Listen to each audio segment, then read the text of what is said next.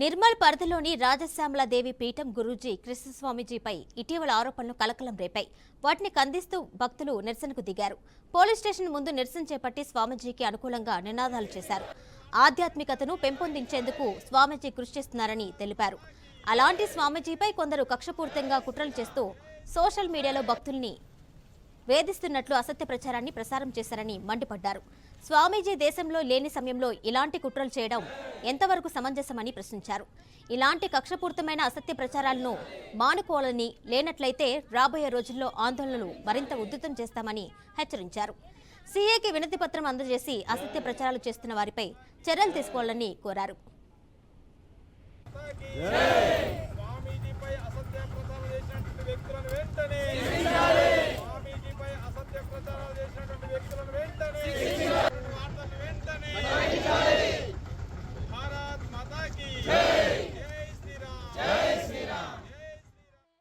కొన్ని రోజులుగా అసత్య ప్రచారం చేస్తూ వారిపైన కుట్రతోటి దుష్ప్రచారంలో భాగంగా కొన్ని ఆరోపణలు చేస్తూ కొన్ని సంబంధం లేని వీడియోలను సృష్టిస్తూ వారిపైన బురద జరుపుతూ ఉన్నారు. మేము ఈరోజు దాన్ని పూర్తిగా ఖండించడమే కాకుండా ఒక్కటి అడుగుతూ ఉన్నాం.